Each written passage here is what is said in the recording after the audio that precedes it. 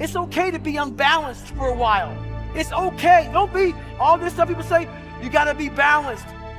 To be the best in the world at what you do, you have to be unbalanced to find every bit of energy and strength that you have to pull it off. Then you get balanced once you become great. And it takes being obsessed to where people think you're crazy.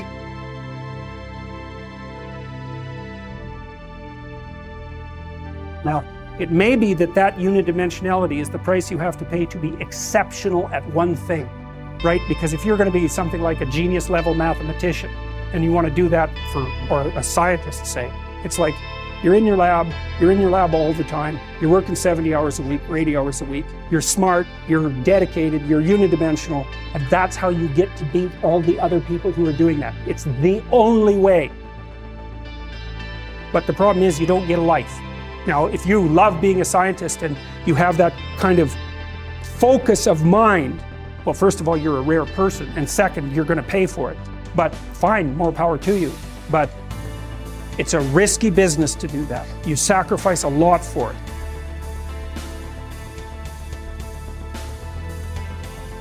I think that's what this is about. All the fun and the singing and the dancing and all the play, it's okay. It's good.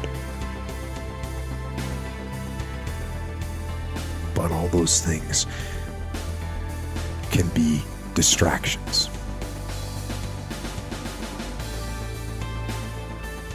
Because there is a path, there is a way.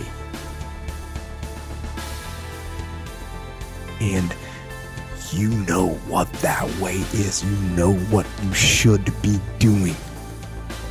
And it's hard to stay on that path because it is the path of discipline and discomfort. But it is the right path. And you know that.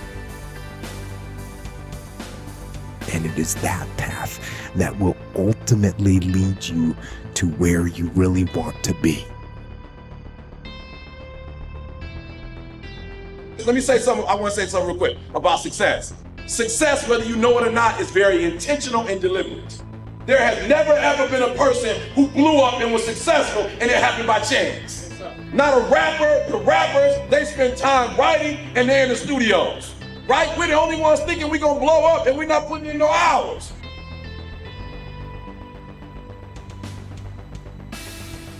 And when I started studying successful people, what I realized successful people do is that they don't go with the days, they go with the hours. And if you only have 24 hours in a day and you sleep in 8 of those hours, then you only have what left? Listen to me, you only operate with 16 hours to be successful. Now, let's leave sleep alone. You slept for 8 hours, you got 16 hours left. How many of y'all talk on the phone? Right? You have talked away your success. So some of you, if you look at your day, you probably spend an hour or 2 hours on the telephone. So you only have so many hours in a day to be successful. 8 of them just went to sleep. Another 2 of them went to what? Talking on the telephone. Listen to me, that's 10 out of 24. You only got 14 left to be successful. And out of that 14, some of it you're using the cab. You was in the cab for about an hour chilling. You have less than 8 hours, some of you, to get what you need to get done. And I'm not tripping, you can use your time like you want to. But if you're only putting in 8 hours a day and you think you're gonna be successful when you get out of here, you got another thing coming.